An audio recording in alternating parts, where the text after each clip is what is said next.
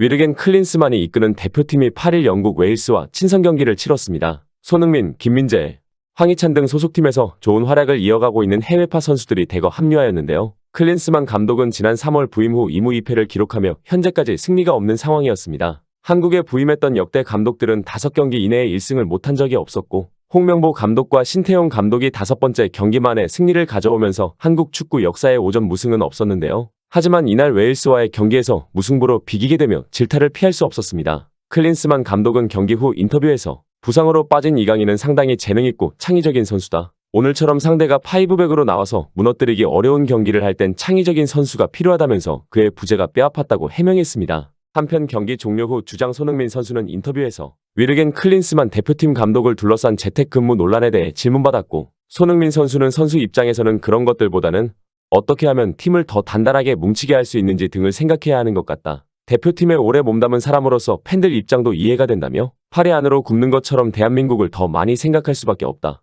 나는 감독님이 무조건 옳다는 것도 아니고 팬들이 무조건 옳다는 것도 아니라고 생각한다. 감독님이 행사 참석 등 여러 방면으로 활동을 많이 하고 계시는데 어떻게 현대 축구를 한국 축구에 잘 입힐 수 있을지 분명히 공부를 많이 하고 계실 거라고 생각한다고 말했습니다. 앞선 벤투 감독 때의 인터뷰 때와는 상당히 다른 양상을 보여주고 있는데 평소 손흥민 선수의 인터뷰 화법을 생각해보더라도 이날 손흥민 선수의 발언은 불만 등을 최대한 돌려서 전달한 것이라고 생각하지 않을 수 없는데요. 이날 경기 내용은 상당히 처참했습니다. 한국은 전반 40분 손흥민의 페널티 아크에서 했던 슈팅 하나만이 유일한 유효 슈팅으로 기록되었는데요. 경기 막판 교체 카드를 활용했지만 답답한 경기력은 바뀌지 않았고 오히려 실점할 수도 있던 위험한 장면이 나왔습니다. 경기 후 영국 BBC는 한국은 오랜 기간 볼점유율을 높게 가져갔다. 하지만 웨일스가 더 좋은 기회들을 얻었다. 경기 중 승리할 것 같았던 팀도 웨일스였다고 말했는데요. 이어 웨일스는 라트비아와 유로 예선 경기를 앞두고 있다. 그래서 로버트 페이지 웨일스 감독은 경기 전 한국전을 치르지 않는 것이 더 낫다고 이야기할 정도였다.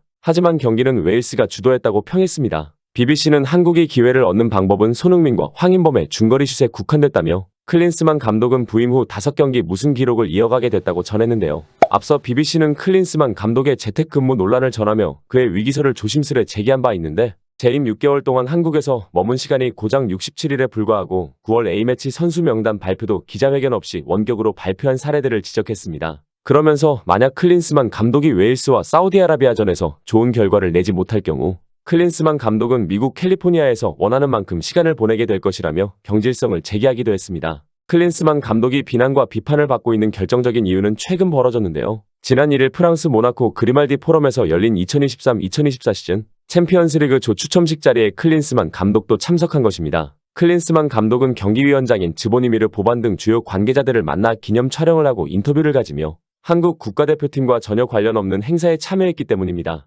또한 그는 리오넬 메시가 속한 인터 마이애미 경기를 분석하고 토트넘 호스퍼 바이에른 뮌헨 후배 해리 케인에게 독일 문화 적응에 관한 조언을 건네기까지 했는데요. 대표팀 일은 뒷전으로 하고 은퇴 후 삶을 즐기는 축구 스타 같다고 언론들은 지적했습니다. 더 충격적인 사실은 클린스만 감독이 첼시와 바이에른 뮌헨의 친선 경기 출전 명단에 이름을 올렸다는 것인데요. 웨일스와의 경기는 끝났지만 사우디아라비아와 경기를 앞두고 있는 마당에 친선전 경기에 감독이 참가한다는 것은 상식적으로도 이해하기 힘든 행보입니다. 그동안 펼친 행보는 변명을 할 거리가 있었으며 외부 활동에 대해 대한축구협회와 합의가 됐던 상황이었는데 하지만 이번에는 A매치 기간으로 말이 다릅니다. 축구협회 관계자는 물론 경기에 나서지 않는다며 이미 결정된 사항인데 명단에 이름이 올라간 것이라고 전했는데요. 클린스만 감독의 행보가 주목을 받고 있는 가운데 많은 팬들은 벤투 감독이 이뤄놓은 한국 축구의 발전이 퇴보할까 우려하고 있습니다. 벤투 감독이 지난 4년간 꾸준하게 강조했던 후방 빌드업은 찾아볼 수 없었고 클린스만호의 빌드업은 단순 그 자체였는데요. 김민재가 공을 잡으면 중앙의 황인범에게